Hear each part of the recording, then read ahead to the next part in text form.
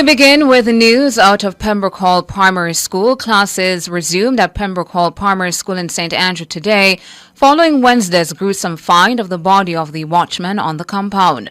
The watchman has been identified as 62-year-old Owen Chris Mardner. The discovery by an 8-year-old student led to the suspension of classes for the day. When Nationwide News visited the school this morning, classes were in session. Our news team was not allowed on the campus, but staff members indicated that counseling sessions were underway to help the students process the trauma. Minister of Education Favour Williams is expected to visit the institution. The sentencing hearing for Portland businessman Everton Beachy Stout McDonald and his co-convict Oscar Barnes has been postponed until September 19. The matter was scheduled for today, Thursday, in the Supreme Court in downtown Kingston. However, the court was informed that trial judge Justice Chester Stamp was unavailable. Beachy Stout was found guilty of the murder of his second wife, Tonya Hamilton McDonald, on March 6 this year. Barnes was also found guilty of the murder. For the charge of conspiracy to murder, Beachy Stout and Barnes were found guilty. Tonya's partially burnt body was found in her car that had been set ablaze in Sherwood Forest, Portland, on July 20, 2020. Her body had multiple stab wounds and her throat slashed. Meanwhile, one of the attorneys representing Everton Beachy Stout McDonald, Christopher Townsend, is expressing disappointment that the sentencing hearing has been pushed back to September. We are quite disappointed that the matter was not concluded today, as we are looking forward to engaging the next level of litigation to secure his acquittal. Christopher Townsend, one of the attorneys representing Everton Beachy Stout McDonald. He was speaking with Nationwide News. Public commentator Lloyd B. Smith says the Constitutional Reform Committee, CRC, should be disbanded and a new one established in light of the current impasse. There's uncertainty about the reform process going forward, following the opposition leader Mark Golding's position to not sign off on the CRC recommendations if there's no agreement on establishing the Caribbean Court of Justice, CCJ, as Jamaica's final appellate court. In this current scenario, I think the unfortunate thing is that too much partisan political color has been attached to the committee. Frankly, I think it should be disbanded and a new committee be established. This one is not going to go anywhere in a hurry. I tell you why. Where we have reached now, there has to be a decision whether you're going to do a holistic type approach or you're going to do this piecemeal approach. I, for one, prefer the holistic approach, because when you move into this piecemeal approach where today you deal with one thing and tomorrow you deal with another thing, you're stretching out the thing ad infinitum and creating all kinds of problems along the way.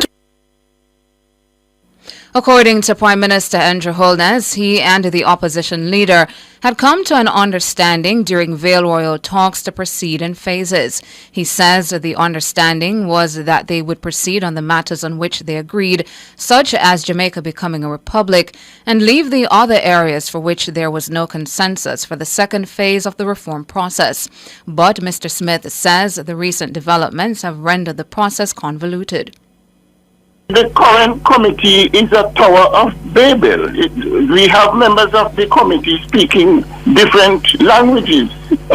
You all coming out and saying one thing, we see Nadine Spence coming out saying another thing, Malawi Ford saying another. No, it has become convoluted. Lloyd B. Smith, a public commentator, speaking on Nationwide this morning on Thursday. Meanwhile, another public commentator, Jermaine Barrett, sees no issue with the phased approach to the reform process, noting that the current stalemate is demonstrating political immaturity among the nation's political leaders. Even the characterization of it as being piecemeal is, in my estimation, not an inherently bad thing. You deal with the things that there is consensus on, you deal with the aspects that for which you need a referendum, and then you move on going forward. And I think that was, in my estimation, what the phased approach entails. I don't understand why it is that the opposition wouldn't have raised its concerns from the outset to the phased approach. How is it that we had a phased approach. The committee signed on to it effectively. The opposition seemingly signed on to it by virtue of them appointing their members to the committee. And then at this last minute, we're getting this big kerfuffle. I think it really smacks of a sense of immaturity amongst our political leaders. Mr. Barrett says the Prime Minister and the opposition leader should meet and deliberate in the interest of the reform process going forward. I would want to see us make some progress on phase one, and then maybe pause the process as we edge closer to the election, and then we'll resume thereafter. And so I think clearly we are at a state where the process has been stalled, and so for us to re-engage the process, there needs to be some serious discussions, lock those gentlemen in a room, and have exhaustive discussions and deliberations between the two of them until, in the national interest, we can eke out some kind of consensus. And as Jermaine Barrett, a public commentator, he was also speaking on Nationwide this morning on Thursday. And in a related story, Senator Shireen Golding Campbell believes opposition leader Mark Golding, by his utterances, is trying to hold the constitutional reform process at ransom. The position taken by the president of the PNP is doing an injustice to the process for the reasons I've mentioned. But let us say the shoe is on the other foot. How is he going to get agreement on these things if he were ever to form government? If he has taken the position he has taken now, it's as if he's driving us into a permanent stalemate on constitutional reform. So maybe it is that there needs to be a cooling off, but it's not so much about the period. It's really about the decision that the holder of the opposition office is taking that is inimical to the process, killing the process. Shireen Golding Campbell, government senator, she was speaking Wednesday evening on Nationwide at 5. Senior advisor and strategist in the Ministry of Tourism, Delano Seawright, says tourist arrivals are booming so far this year, despite the adverse effect of a U.S. travel advisory. His comment follows concerns raised by opposition spokesperson on tourism, Senator Janice Allen, about a fall in arrivals. Mahira Stewart reports. Jamaica recorded 1.7 million visitors in the first 5 months of the year. Preliminary data from the Ministry of Tourism indicates that the island recorded just over 1 million stopover arrivals as at May 5 and over 700,000 cruise passengers as at May 7. This resulted in roughly $1.8 billion in revenue for the sector. The ministry says this also represents a 4.6% increase in stopover arrivals and a 23% increase in cruise passengers over the corresponding period in 2023. But the opposition has questioned the accuracy of those numbers. According to opposition spokesperson on tourism, Senator Janice Allen, there's been a decline in tourist arrivals at both major airports since the January 23 U.S. travel advisory. The Level 3 advisory cautioned Americans about coming to Jamaica. It cited crime and substandard medical services as key reasons to reconsider traveling to Jamaica. Senior tourism strategist Delano Seawright has admitted that the advisory has had a negative effect on the industry. We have relatively high inflation and interest rates, and it has been sustained for quite a while in the United States on other critical markets for us. Of course, the airlines continue to struggle in getting planes and adequate staffing. That's a problem. We also have, of course, aggressive, lower-priced competition. It's a lot more aggressive these days.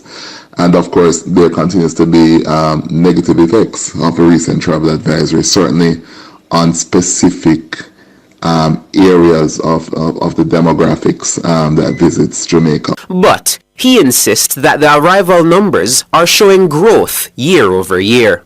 To grow at 4.6% in terms of stopover arrivals and 23% for cruise arrivals is absolutely impressive despite the odds. It also reinforces the continued success of our efforts and strategies piloted by Tourism Minister Edmund Bartlett and the team. And of course, let's not forget that we're coming out of the devastating impact of the COVID-19 pandemic. Mr. Seawright says local and international stakeholders continue to lobby top-level U.S. officials on the matter. our government at the very highest levels, including our Foreign Affairs Minister, Kamina Johnson-Smith, our Ambassador in the United States, Audrey Marks, and several other government officials, private sector stakeholders, and very influential U.S. citizens have and continue to treat the most recent advisory very seriously. And I've had and will continue to have multiple engagements with high-ranking U.S. officials, including members of the State Department, Congress, and other areas of the U.S. government. Mahiri Stewart for Nationwide News. Prime Minister Andrew Holness is challenging the narrative that his government is failing to communicate its achievements. Mr. Holness says that the root of the problem is a modern audience more interested in negative news. Every time we speak, we tell the story of the Jamaican success. But you have to understand the age in which we exist. We exist in the age of what is called the attention economy. Nobody wants to listen to good news. That doesn't get likes and follow. What gets liked and followed would be, things that are negative, things that are bizarre, things that are strange, things that are controversial, things that are silly, yes? It is an unfortunate pronouncement of this new emerging kind of perspective, which makes it very difficult for governments, not just for incumbents, not just for this administration. The Prime Minister was speaking at the official opening of the Adam and Eve Day Spa on Wednesday. He says it's a problem being faced right across the world. However, Mr. Holness concedes that his administration, like many others, must adapt. Government has to come to grips with this in terms of how it finds ways to deliver the message of its performance. So it's a very curious thing that government is being criticized, but not for its lack of performance. You have a government that performs, but it is heavily criticized. And it is a strange place to be in. But don't worry, this is a very resilient and innovative government. And we are not perturbed by narratives that are created. We have a story to tell, and we will tell our story in the best way possible for all Jamaicans to hear and understand. Prime Minister Andrew Holness. Minister of National Security Dr. Horace Chang says that the current administration has spent nearly $5 billion to boost the mobility of the police. He says additional sums will be spent this year to further enhance the fleet of the Jamaica Constabulary Force, JCF. Mobility like communication is crucial to the effectiveness of the police. They must have adequate mobility to be present and visible on our roadways to quickly and effectively respond to citizens' calls and critical incidents and for managing public order. The government has invested significantly in police vehicles, both bikes and pickups and SUVs. They have spent some $4.6 billion to bring the fleet near to a functioning level. We're still not quite where we should be, and in fact this year we'll be making a significant effort to put the additional numbers in place to give the police full mobility.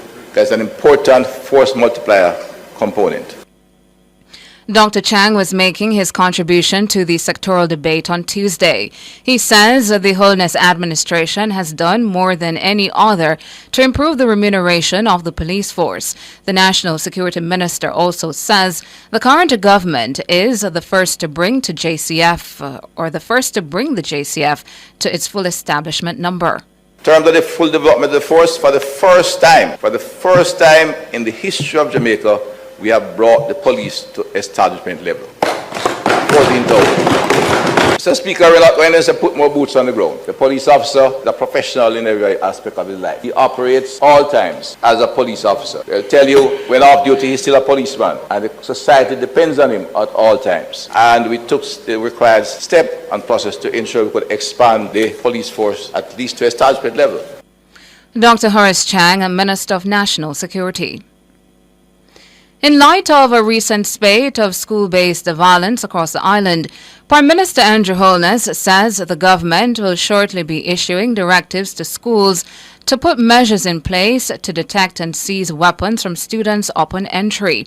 He made that announcement on Wednesday during a meeting with the Custos of Manchester, Garfield Green. We have discussed with the Ministry of National Security and the Ministry of Education that all schools must review their entry policy, they must review their search policy, and in particular, they must now seek to put in place measures to detect and seize weapons in schools, particularly knives and other implements that can be used to cause damage. So that directive will go out through the Ministry of Education and the Ministry of National Security shortly. Schools must increase the level of searches to detect these weapons that are being brought into the school compound. Prime Minister Andrew Holness. The Prime Minister's comments come amid a series of violent incidents among students in recent weeks. Some of the incidents have resulted in fatalities. The latest of such incidents occurred at the Catholic College of Mandeville in Williamsfield, Manchester on Monday. A female student was stabbed and killed when she attempted to quell a dispute between two boys. Meanwhile, the Prime Minister says the Ministries of Education and National Security will be reassessing schools to evaluate the risk of violence. The number of incidents that rise to the level of harm, the level of bullying that exists in some of the schools, the location of the schools in proximity to gangs and areas that are in conflict. And we tend to direct resources to those schools. But given that there is this underlying change in the behavior of our youth, I have directed the Ministry of National Security and the Ministry of Education to do a reassessment of the security risk of schools. So that way we can get a better understanding of which schools are at risk and how to direct resources to those schools. The Prime Minister says the reassessment will determine the level of support deployed to the schools. We have already started to increase the number of case managers that would be available for community intervention and school interventions through the Ministry of National Security. We're going to increase the number of school resource officers, and the school resource officer program has been very effective, but from time to time, depending on the intensity of implementation, sometimes schools get resource officers and sometimes they don't. What we're going to seek to do now, after the conduct of this new assessment of the school, is to increase the numbers and then redirect some of these officers to those schools with the highest risk. Prime Minister Andrew Holness. The Prime Minister also reiterated that parents and communities must do their part to help curb violence among the youth. And in regional and international news now, regional news, the President of Guyana, Dr. Mohamed Irfan Ali, has weighed in on the decision by Trinidad and Tobago to reject a shipment of milk and flavored water from Guyana. President Ali, who is also the chairman of the 15-member regional integration movement, says the stance does not help the regional agenda. In tandem with his views, the Guyana Minister of Foreign Affairs says the action is an affront to the spirit of Caribbean integration agenda and must not be accepted. Chairman of the Demerara Distillers Limited, DDL, Kamal Samaru, revealed on Tuesday that products from his company were blocked from entering the TNT market.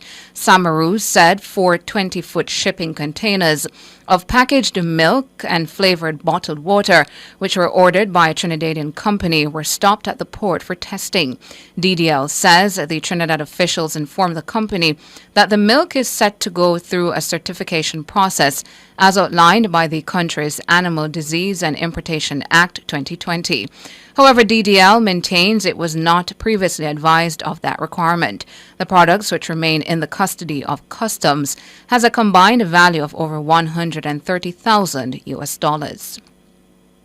In international news now, a man has been charged with the attempted murder of Slovak Prime Minister Robert Fico after the politician was seriously hurt in a shooting attack.